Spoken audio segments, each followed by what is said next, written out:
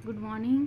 आज मैं हिंदी का पाठ 2 एक टोकरी भर मिट्टी, इस पाठ का मैं सारांश बताऊंगी कि इस पाठ में क्या है। आप लोग घर में इसको अच्छे से पढ़ लीजिएगा, उसके बाद मैं कल प्रश्न उत्तर आपको बताऊंगी। ठीक है।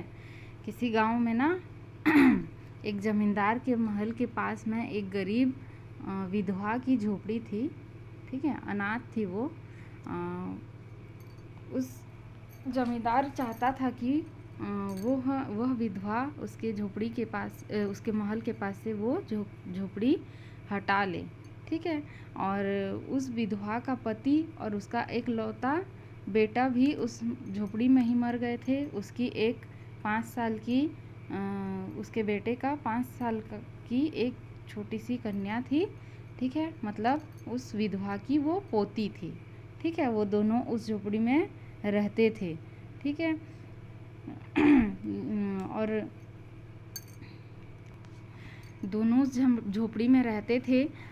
लेकिन वो जो जमींदार का जो उसके मन में जो भी था उसको जान गई वो विधवा। तो क्या हुआ, वो बुढ़िया, ठीक है, विधवा जिसको मैं बोल रही हूँ वो बुढ़िया ही थी।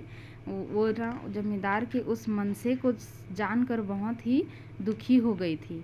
वो जमींदार बहुत कोशिश किया उस बुढ़िया की झोपड़ी को हटाने का, और बुढ़िया भी झोपड़ी से हटने का नाम नहीं लेती थी। लेकिन जमींदार जो है वकीलों को उनकी जेब गर्म करना मतलब क्या होता है, जान रहे हो कि नहीं?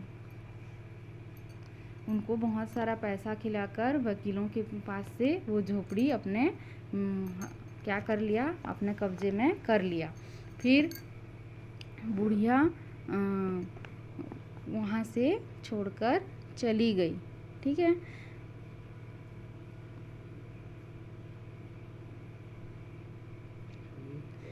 एक दिन क्या हुआ कि वो बुढ़िया एक टोकरी लेकर उस महल के पास आती है और ज़मींदार से कहती है कि महाराज, मुझे मेरी एक विनती है, मैं यहाँ कुछ करने नहीं आई हूँ, बस यहाँ से मुझे एक टोकरी भर मिट्टी लेनी है, क्योंकि मेरी पोती ने यहाँ रह कर ही खाना पीना खाऊंगी, ऐसा कहकर उसने खाना पीना छोड़ दिया है। इसलिए मैं इस टोकरी में मिट्टी ले जाकर यहाँ उस मिट्टी से चूल्हा बनाऊंगी और वहाँ उसमें खाना बनाऊंगी और उसको खिलाऊंगी, ऐसा वो कहती है और बहुत ज़्यादा विनती करती है। तो क्या होता है, फिर वो ज़मींदार बोलता है ठीक है, ले लो, एक टोकरी मिट्टी ले लो।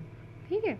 फिर बुढ़िया एक टोकरी मिट्टी भरती है और उसको उठाने के लिए क्या करती है, थोड़ा सा सहायता मांगती है। जमींदार को बोलती है कि उसको उठाने के लिए मेरी मदद कर दो। लेकिन क्या हुआ, वो जमींदार जैसे ही टोकरी को उसको उठाने के लिए मदद करने लगा तो वो बिल्कुल भी उस टोकरी को उठा नहीं पाया। टोकरी जहाँ रखा था वो वहीं पे ही रखा हुआ था, एक उंगली, एक बित्ता भी वो ऊपर नहीं उठा। तो बाद में वो जमींदार कहता है कि ये टोकरी हमसे उठाई नहीं जाएगी। तो विधवा उससे कहती है कि महाराज, आप तो एक टोकरी मिट्टी को नहीं उठा पा रहे हैं, इस घर में तो हजारों टोकरी मिट्टियाँ भरी पड़ी है, उसका भार आप कैसे उठाएंगे?